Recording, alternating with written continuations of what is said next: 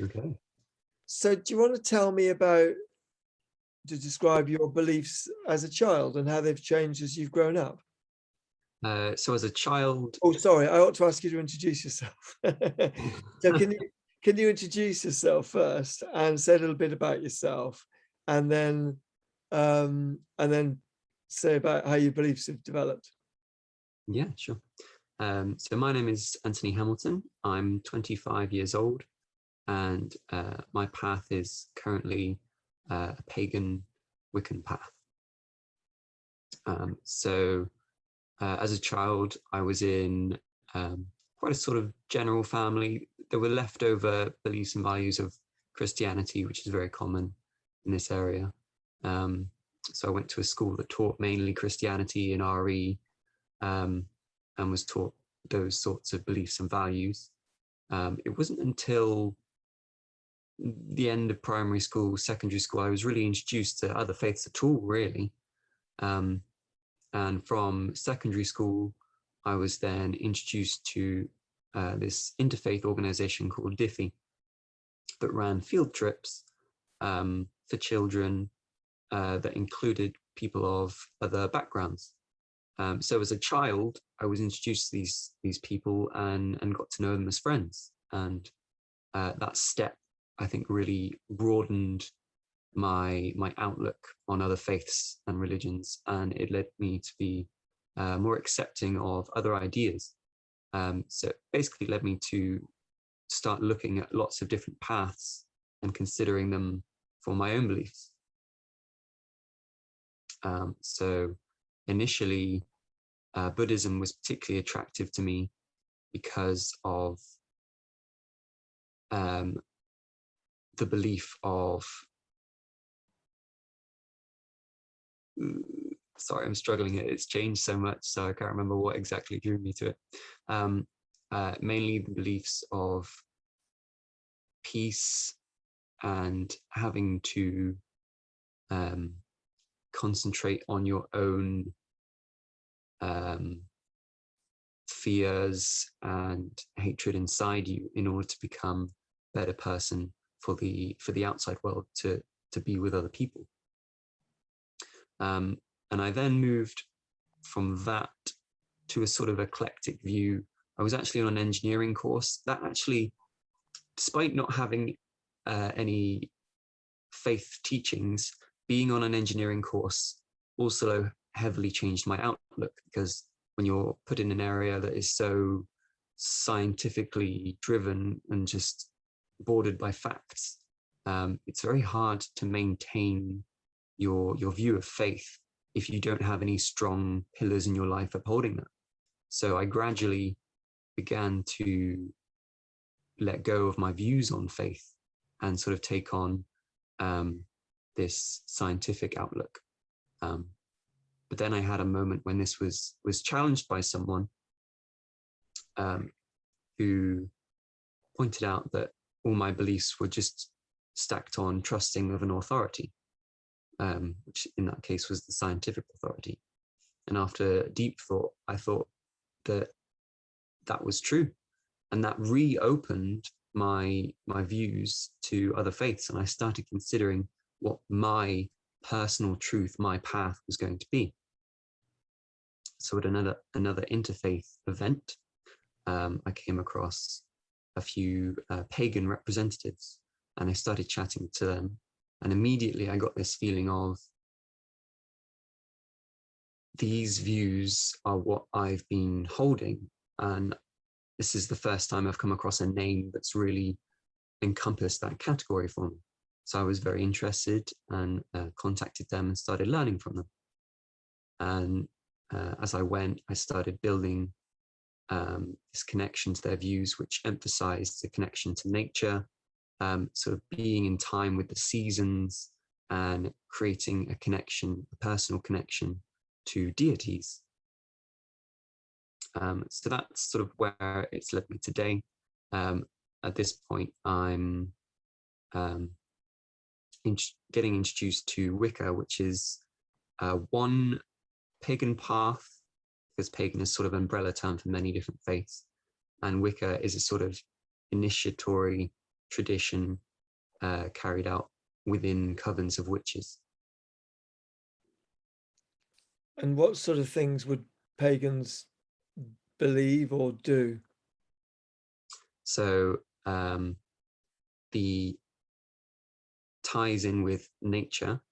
Often you're drawn to celebrate the seasons passing. So you have the solstices and the equinoxes, and also the border points between each of the seasons, which make up the 8 festivals of the year.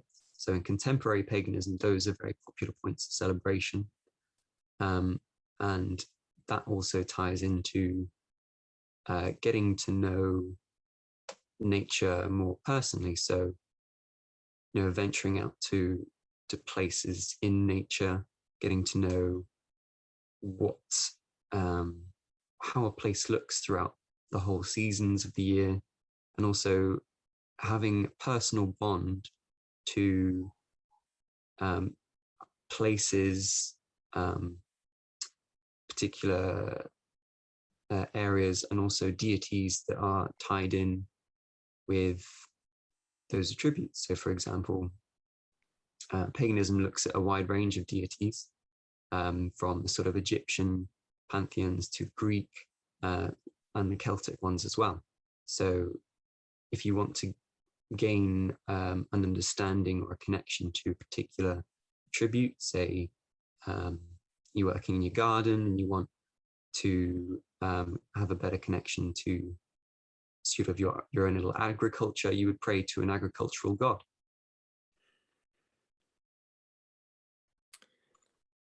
And how have you actually practiced that? Where do you go? You talked about places just now. Do you have special places? Yes. So the home is normally the first place you start. A lot of pagans make up an altar on a small table or windowsill or any space you can spare, really. This is a place that we dedicate to our connection to a deity, or some pagans it may be a spirit. This is where we set aside time to be in a state of mind where we are just connecting to those entities, and we may sometimes contribute offerings to them or ask favors of them for help or protection. So that's the first port call. Other places, you may just have a local area you walk to very commonly. It's easy access for you, but is also a place of natural beauty. So over time, being with that place, visiting it regularly, you gain that bond. And if you're working with a group, you may do a ritual with them, or you may do one yourself. Just go out and have a meditation outside. So those are the kinds of ways we draw connections to places that are local to us.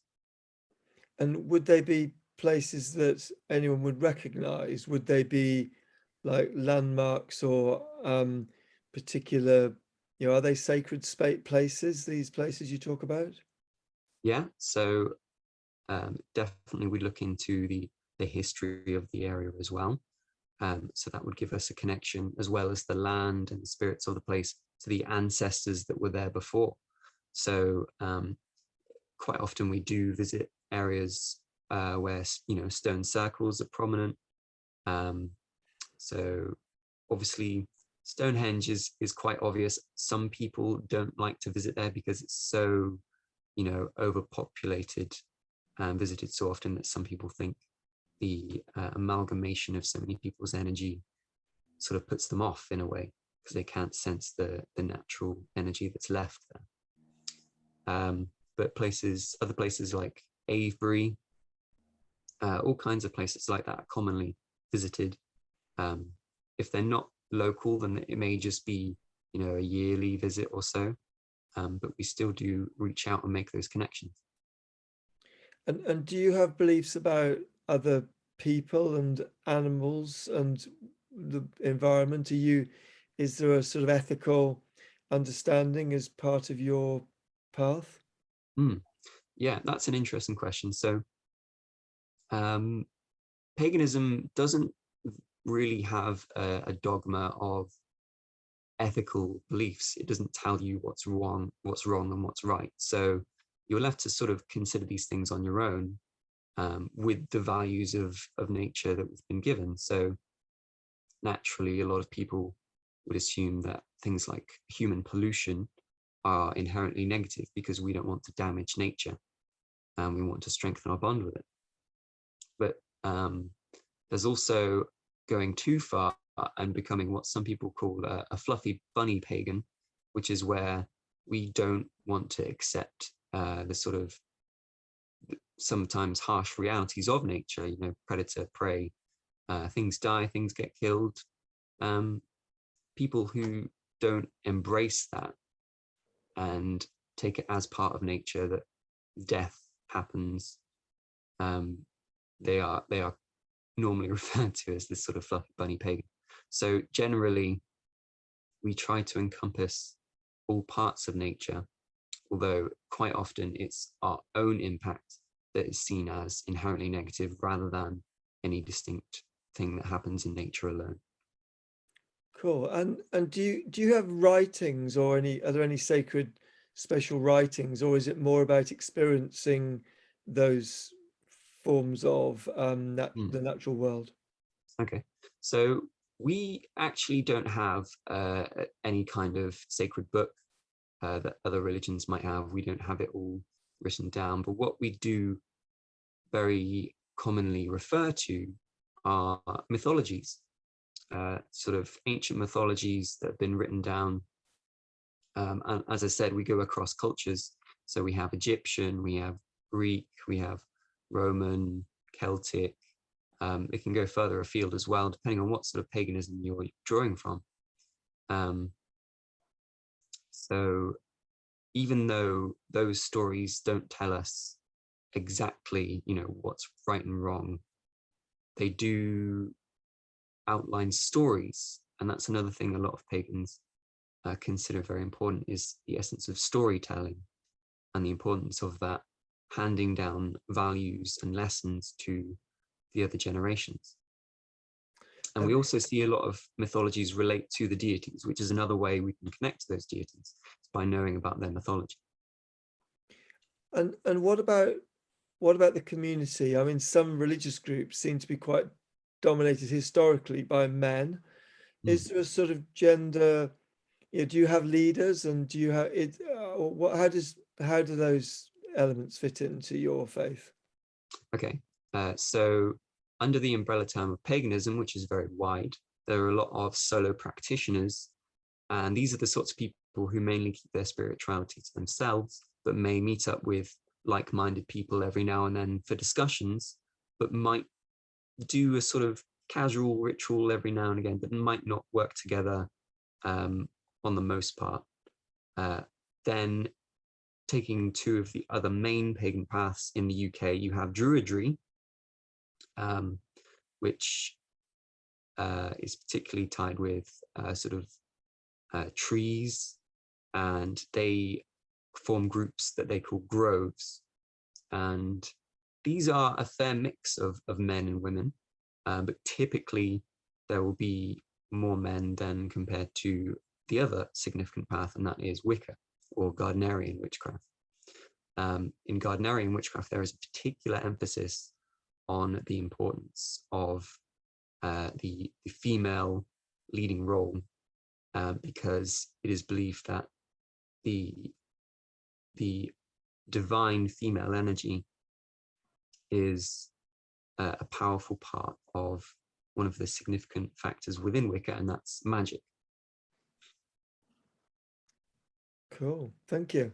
And in terms of this as a worldview, is it something that you have felt drawn to? Is it something that is coming from within you, or is it something that comes from outside? It's an embracing part of both, really. As I said, as soon as I came across this path, something clicked inside me to say, these are the views that I've been holding already, and I've just found out what it's called. So there was that sense of belonging to this group. But there is also an urge to a sort of external force that encourages this, because along with everything happening with climate change, there is a growing need to embrace nature. And that really encourages me to continue this path as what I believe a very effective way to maintain that bond and keep nature and the climate a priority. And do you see that path that you're on? Is it a religion, or do you not use that word? So this is a very debated topic. It's down to the individual what they want to define it as. Paganism is such an umbrella term that a lot of the paths considered within it are not considered religions, even by those who practice them. However, I know of Wiccans who do consider their path a religion, and I would consider it a religion as well, based on the fact that I'm making a commitment to it. I'm making a continual commitment to that spiritual path. Cool. That's really great. Thank you. I think that's